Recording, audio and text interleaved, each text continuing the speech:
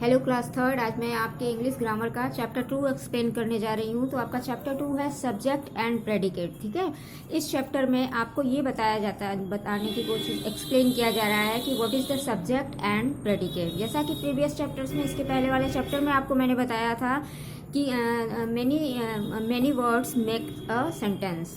Okay, कई सारे words मिलकर एक सेंटेंस को बनाते हैं, but there it is says that a sentence has two parts.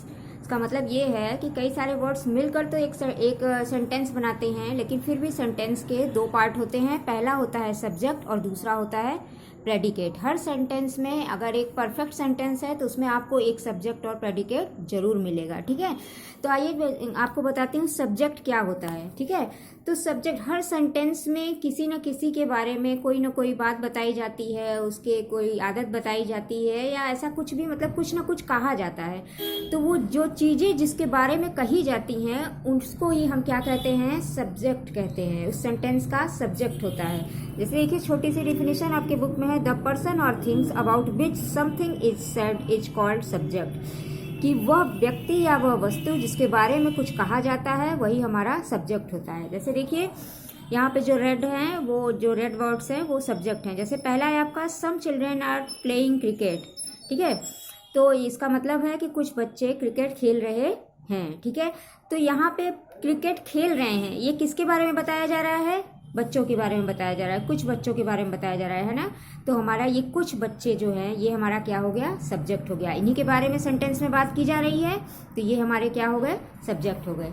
अगला सेंटेंस देखिए, अवर टीचर इज टीचिंग। हमारे अध्यापक पढ़ा रहे हैं। ठीक है, तो यहाँ पे सेंटेंस में किसके बारे में बात किया जा रहा है, अध्यापक के बारे में बताया जा रहा है कि टीचर यहाँ देखिए पढ़ा रहे हैं और बच्चे जो हैं वो सुन रहे हैं। तो इस सेंटेंस में टीचिंग इज ये किसके लिए है, टीचर के लिए है। तो ये हमारे और टीचर क्या हो गए, सब्जेक्ट हो गए। क्लियर।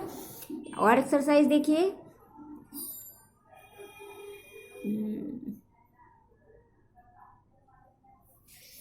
चलिए अब सब्जेक्ट क्लियर हो गया। कहने का मतलब जिस व्यक्ति या जिस वस्तु, जिस पर्सन या जिस थिंग के बारे में बात किया जाता है उसे हम क्या कहते हैं, उस वस्तु या उस पर्सन या थिंग को हम सब्जेक्ट कहते हैं। दूसरा हमारा आता है प्रेडिकेट। प्रेडिकेट क्या होता है, सब्जेक्ट के लिए जो बात किया जाता है उन बातों को ही हम प्रेडिकेट कहते हैं। जैसे मान लीजिए आपका है, he is flying a kite.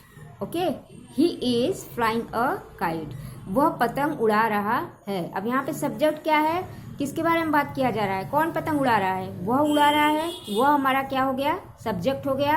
अब वह के लिए हम क्या कह रहे हैं कि वह पतंग उड़ा रहा है। ठीक है, ये पतंग उड़ा रहा है, ये किसके लिए कहा जा रहा है, वह के लिए कहा जा रहा है। तो ये वह को छोड़कर, ही को छोड़कर इज फ्लाइंग अ काइट, ये हमारा क्या हो गया, प्रेडिकेट हो गया। जैसे वापस से पुराने सेंटेंस में आते हैं, जैसे ये था ना, अवर टीचर इज टीचिंग। तो अवर टीचर तो हमारा सब्जेक्ट है, लेकिन उसके साथ जब अवर टीचर के बारे में क्या कहा जा रहा है, इज टीचिंग, पढ़ा रहे हैं, तो ये हमारा क्या हो गया, प्रेडिकेट है। जिसके बारे में बात किया जाता है वो सब्जेक्ट होता है, और सब्जेक्ट के बारे में जो कहा जाता है वो हमारा क्या होता है, प्रेडिकेट होता है। ठीक है, सब जो सेंटेंस में जिस चीज़ के बारे में हम बात करेंगे वो हमारा सब्जेक्ट होगा, और उसके बारे में हम जो बात कहते हैं वो हमारा क्या हो जाता है, प्रेडिकेट हो जाता है। तो सब्जेक्ट और प्रेडिकेट, आई होप आपको क्लियर हो गया होगा।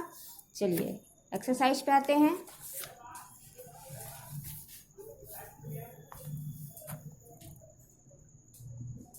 Separate the subject and the predicate of the following sentences.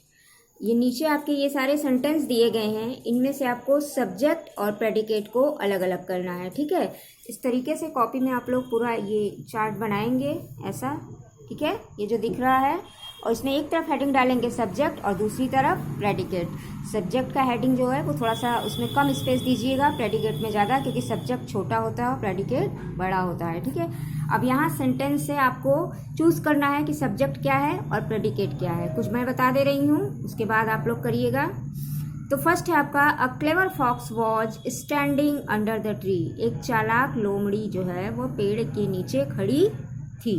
ठीक है, तो यहाँ पे हम किसके बारे में इस सेंटेंस में बात कर रहे हैं, फॉक्स के बारे में बात कर रहे हैं। अब क्लेवर फॉक्स के बारे में बात कर रहे हैं, है ना। तो ये क्लेवर फॉक्स हमारा क्या हो गया, सब्जेक्ट हो गया।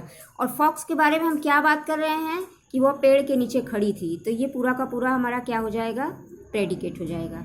एक और बता देती हूँ, जैसे अ black bull is grazing in the field. एक काला बुल जो है वह फील्ड में ग्रेजिंग कर रहा है, चर रहा है, घास खा रहा है। ठीक है, तो यहाँ पे हम किसके बारे में बात कर रहे हैं, कौन घास खा रहा है, ब्लैक बुल। तो ये हमारा क्या हो गया, सब्जेक्ट हो गया। अब ब्लैक बुल क्या कर रहा है, उसके लिए क्या कहा जा रहा है कि is grazing in the field, कि वो घास मैदान में घास खा रहा है। तो ये हमारा is grazing in the field, ये हमारा क्या हो गया, प्रेडिकेट हो गया। तो सब्जेक्ट को सब्जेक्ट के नीचे सब्जेक्ट के कॉलम में लिखेंगे और प्रेडिकेट को यहाँ प्रेडिकेट के कॉलम में लिखेंगे। ठीक है, इसके बाद ये सारा अगला आपको करना है, ये आपको खुद से करना है, do it with your self. Okay, और ये जो पेज है ये मैंने सॉल्व कर दिया है, मैं अभी इसकी पिक्स आप लोगों के पास सेंड कर दूंगी, इसे देख करके ग्रामर की कॉपी में आपको नोट करना है। ठीक है।